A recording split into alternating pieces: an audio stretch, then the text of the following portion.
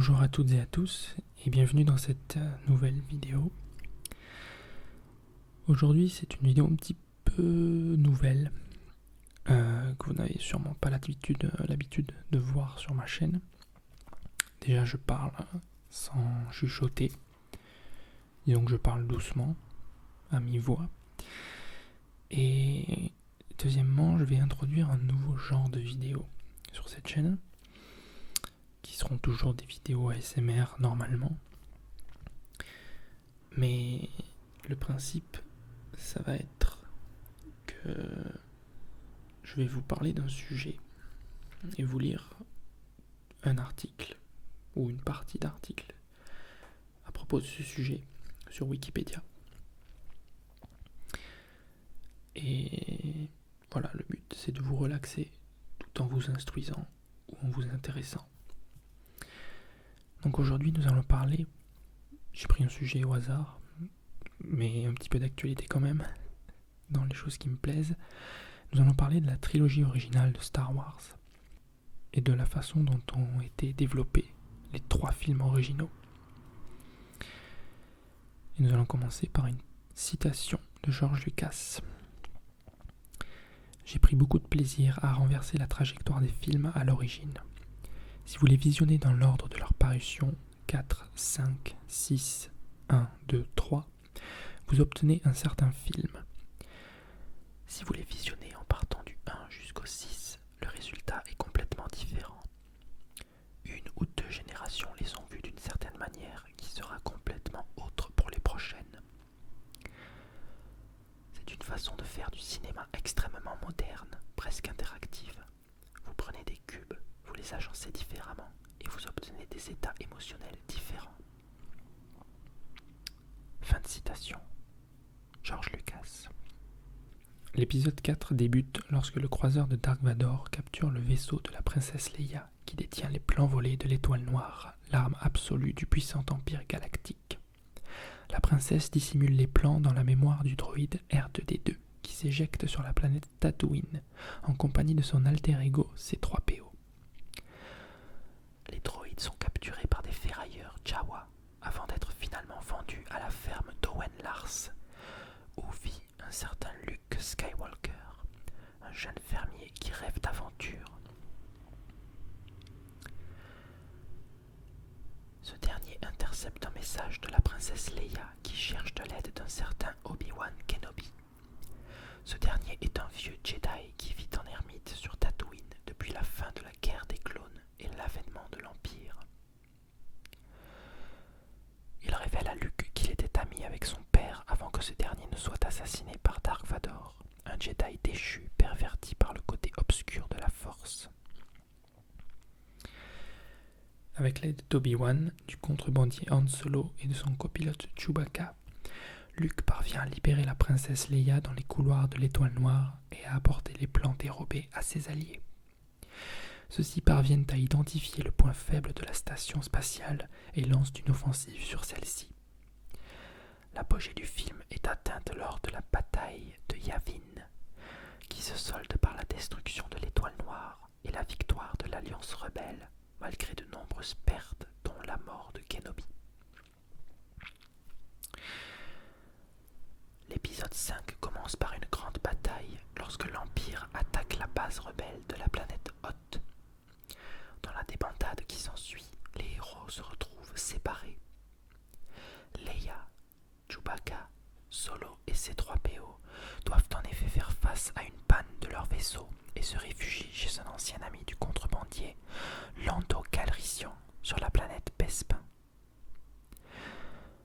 Dans le même temps, Luke Skywalker suit un entraînement sur Dagobah auprès du maître Jedi Yoda et apprend à se méfier du côté obscur de la Force.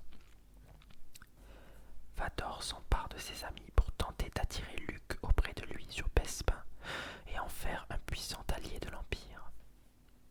Han Solo se retrouve emprisonné dans un bloc de carbonite, puis est offert au mafieux Jabba le Hutt sur Tatooine.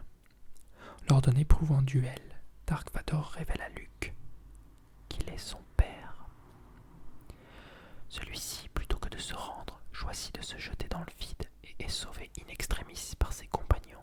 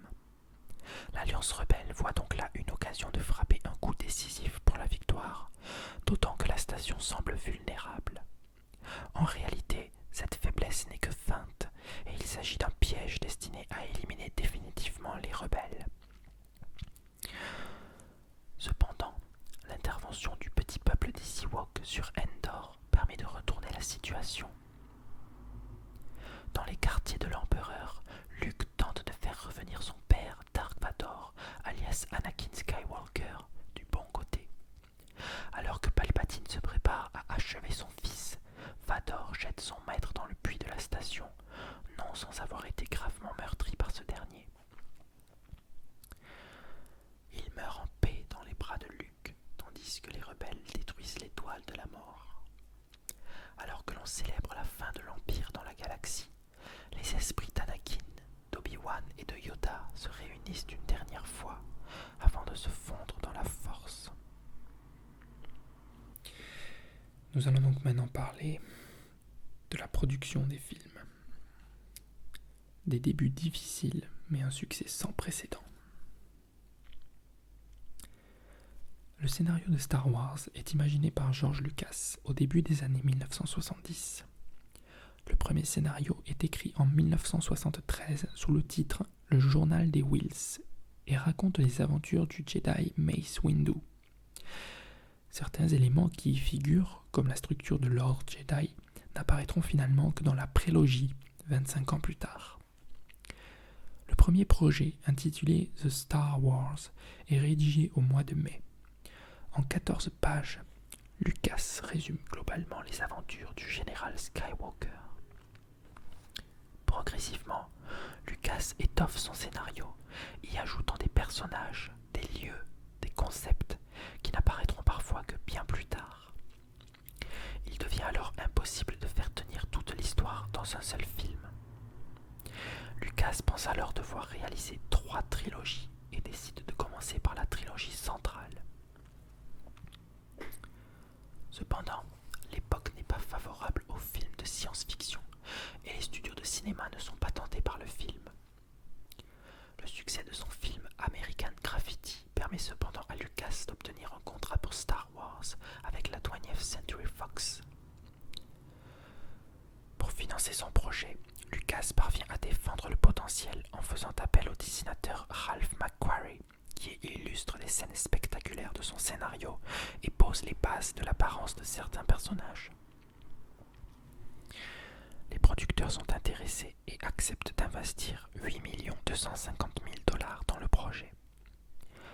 Lucas réussit également, fort du succès commercial de son film précédent, à obtenir les droits sur les 2 épisodes suivants, même si, comme il le craint, le premier tournait au désastre. Il tente également un pari risqué. Tout en refusant certains privilèges que lui propose la Fox, il demande à toucher l'intégralité des revenus des produits dérivés. Ce qui est alors une pratique dérisoire va se révéler pour lui une véritable manne financière. Dans les rôles principaux, le réalisateur décide d'engager des acteurs débutants. Mark Hamill, déjà connu à la télévision, et Carrie Fisher, fille d'acteurs reconnus, sont finalement choisis pour interpréter respectivement Luke Skywalker et Leia Organa. Harrison Ford est pour sa part tout d'abord rejeté, car il a déjà joué avec Lucas. Mais le réalisateur change d'avis après l'avoir vu donner la réplique aux acteurs pendant les auditions et lui donne le rôle de Han Solo. Pour jouer le rôle du sage Obi-Wan Kenobi, un acteur plus établi est choisi, Sir Alec Guinness, qui, selon George Lucas, joue sur le tournage le même rôle de mentor que dans le film.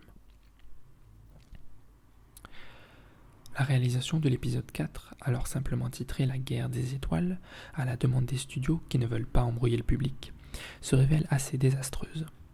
Les studios se montrent de plus en plus pressants à mesure que les coûts de tournage augmentent. Les séquences tournées en Tunisie sont troublées par le climat et les problèmes techniques. La suite du tournage dans des studios londoniens est marquée par un rythme de travail effréné et la mauvaise volonté des équipes techniques britanniques. Qui plus est, les projections test du film, dont il manque alors la musique et les effets spéciaux, peinent à convaincre. L'échec semble programmé et la sortie n'est prévue que dans 32 salles de cinéma à travers les États-Unis en 1977. Le succès est cependant immédiat et les retombées générées par les ventes de produits dérivés permettent à Lucas d'envisager la suite de ses films. En quelques mois, diffusé dans le monde entier, Star Wars connaît un grand succès et devient un phénomène de société. La réalisation du 2e épisode est donc à l'ordre du jour, et Lucas surprend le monde du cinéma en décidant de le financer lui-même par le biais de sa société Lucasfilm. Cependant, l'état de santé du réalisateur s'est fortement dégradé lors du premier tournage, en particulier à cause du stress et du calendrier serré. S'il continue à écrire le scénario et à s'impliquer dans la production, Lucas laisse donc sa place de réalisateur à un cinéaste confirmé, Irving Kershner, qui se charge de la réalisation de l'épisode 5, L'Empire contre-attaque. Le film implique des effets spéciaux plus imposants et plus de moyens, mais le succès assuré évite les problèmes connus précédemment. Il sort en 1980 et est un succès critique et commercial à la hauteur de l'épisode précédent. Un souci se pose cependant, le fait que le film commence non pas par un générique, mais par un texte déroulant présentant l'intrigue, conduit à un procès de la part de la Directors Guild of America et de la Writers Guild of America, que le réalisateur quitte ensuite, se mettant en marge des règles d'Hollywood. À la même époque, Lucas fait construire le Skywalker Ranch, contenant les locaux de post-production et de montage où seront achevés les prochains films de la série.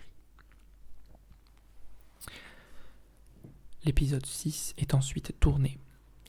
Contrairement au premier film, l'Empire contre-attaque n'a pas été conçu pour être indépendant, et sa fin implique obligatoirement une suite que le public attend.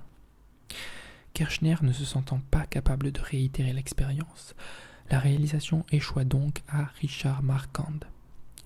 Cependant, pour éviter les retards et dépassements de budget rencontrés sur le tournage précédent, Lucas se montre plus présent. Le film sort en 1983 sous le nom de Star Wars épisode 6, le retour du Jedi, et devient le plus rentable de la trilogie. Il marque pour 15 ans la fin de Star Wars, le temps que le réalisateur puisse profiter de ses enfants et disposer de la technologie nécessaire à ses ambitions pour réaliser ce qui sera appelé la prélogie. Bien voilà, écoutez, cet article est terminé. C'est surtout une vidéo à but de test, c'est un essai. Dites-moi ce que vous pensez de ce principe, si vous aimeriez des vidéos plus longues peut-être, plus relaxantes. Est-ce que vous préférez que je parle avec cette voix actuelle ou peut-être que vous préférez que je chuchote comme je l'ai fait durant cette vidéo en parlant très près comme ceci, en mode oreille après oreille. Et voilà, dites-moi ce que vous en pensez, faites-moi un retour. Et je continuerai donc cette série, si on peut appeler ça comme ça, en vous parlant de la prélogie et également de la nouvelle trilogie qui va bientôt s'amorcer avec la sortie de Star Wars 7, le réveil de la Force, que j'attends avec énormément d'impatience. Voilà. Merci d'avoir regardé et je vous dis à la prochaine. Bye bye.